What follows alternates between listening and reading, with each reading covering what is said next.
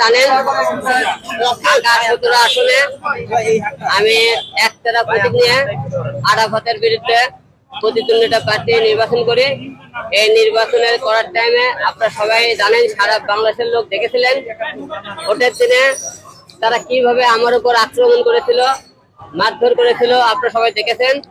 তারই মনে করেন সেই হত্যার চেষ্টার জন্য আজকে আমরা এখানে আদালতে এসেছি, এখানে মামলা করেছে, মামলা গ্রহণ করেছে আদালত এবং একটু করে আমাদের শুনানি দিতে চেয়েছেন।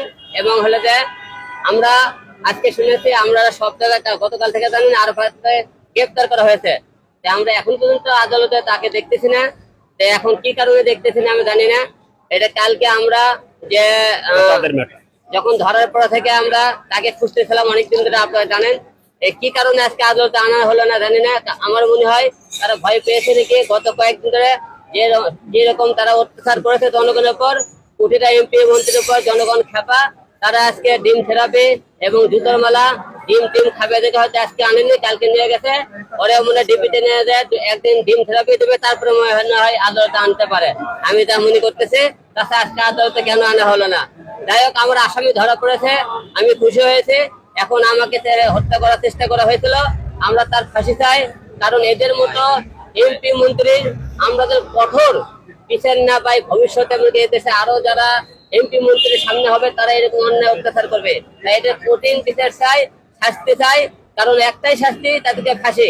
খালি মনে করেন যে কোনো মামলার মনে করেন রায় হয়ে গেলে তাদের কার্যকর করা হবে না, তাহলে আর পার পেয়ে যায়। যে কোনো মামলায় কার্যকর হলে তাড়াতাড়ি তাদেরকে ফাঁসি দিতে হবে, না হলে মনে করেন তাদেরকে দৃষ্টান্তমূলক শাস্তি ব্যবস্থা করতে হবে। কারণ এরা পরে যে কোনো কারণে ক্ষমতার জোরে আবার যাতে বের হতে না পারে। তাই আপনারা সবাই জানেন, এই মামলার হত্যার চেষ্টা করার অপরাধে আমি আরাফাতের ফাঁসি চাই। আমরা ডিম নিয়ে এসেছি এবং জুতার মারা নিয়ে এসেছি। ডিম মারা হবে এবং জুতার মারা দেওয়া হবে। আরো যদি কিছু থাকে তাকে গণধর্মকে ঢোলা যাবে। কারণ আমাকে সেদিন মেরেছিল, আপনারা তো মারেনি, আপনারা বুঝবেন না। আমাকে মেরেছে, বাড়ে ব্যথা এখন আমার কাছে আছে। তাই ওরে পেলে আজকে দিনকে এরকম গণধোলায় ম্যাচ দেয়, সামনে পাই 2-4টে ম্যাচতেও পারি। আমরা সকাল থেকে এখানে অবস্থান করতেছি, আরাফাত কখন নিয়ে আসে, এখন না নিয়ে আসে, যখনই নিয়ে আসবি তখনই আমরা তার উপরে মনে করে টিম মারবো। আমরা ওয়েট করতেছি তারা কখন আনা হয়। ভালো থাকেন সবাই। ঠিক আক্রমণ হয়েছে হত্যার উদ্দেশ্যে উনি আজকের যে কোর্টে অবহিত করেছেন, মোহাম্মদ আলী আরাফাতের নির্দেশেই তার কুখ্যাত সন্ত্রাসী 50 থেকে 60 জন সন্ত্রাসী ছিল, তারা ওনাকে হত্যার উদ্দেশ্যে ব্যাপকভাবে আঘাত করে, চাপাটি দিয়ে কোপ মারে, যার কাছে উনি জীবন বাঁচাতে উনি দৌড় দেয়। তারপরের দৃশ্য যখন ক্যামেরা আসছে আপনারা সকলেই দেখেছেন, ওনার গলা চেপে ধরে শ্বাসরুদ্ধ করে হত্যা করতে চেয়েছে, যার প্রতিবাদ অলরেডি জাতিসংঘ থেকেও জানিয়েছে।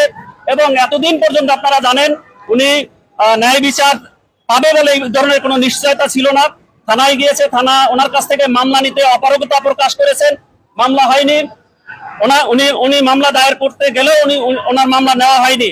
আজকের যেহেতু বৈষম্য বিরোধী ছাত্র আন্দোলনের কারণে দেশের একটি পট পরিবর্তন হয়েছে এবং আমরা মনে করি দেশ এখন স্বাধীন হয়েছে, ন্যায় বিচার নিশ্চিত হয়েছে, এই আশায় ন্যায় বিচার পাবে এই আশায় উনি আজকের বিজ্ঞ আদালতে দ্বারস্থ হয়েছেন এবং তাদের মোহাম্মদ আলী আরাফাতকে 1 নম্বর আসামি করে অজ্ঞাতনামা আরো 50 থেকে 60 জন অজ্ঞাতনামা আসামি করে তাদের বিরুদ্ধে ওনাকে যে হত্যার উদ্দেশ্যে আক্রমণ করেছে, নির্যাতন করেছে, এই আক্রমণের কারণে তাদের বিরুদ্ধে আজকের মামলা দায়ের করেছেন।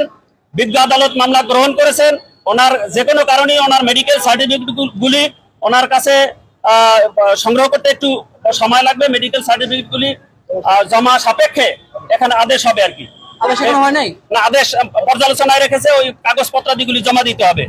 অথবা বিজ্ঞ আদালতে আমরা এটা মেনশন করেছি যে কাগজপত্রাদি হয়তো আজকের জমা দিতে নাও পারি। তো সেক্ষেত্রে নথি পর্যালোচনায় হয়তোবা কিছুক্ষণ পরে আদেশ হবে বলে আশা করি। আচ্ছা, আমরা হিরো আলম ভাই আপনার প্রতিক্রিয়া জানতে চাই। আজকের আমলি কোর্ট ছিল 8 নম্বর কোর্ট, কিন্তু 8 নম্বর কোর্ট নাই, চার্জের কোর্ট ছিল 6 নম্বর কোর্ট। 6 নম্বর কোর্ট মামলাটি গ্রহণ করেছে।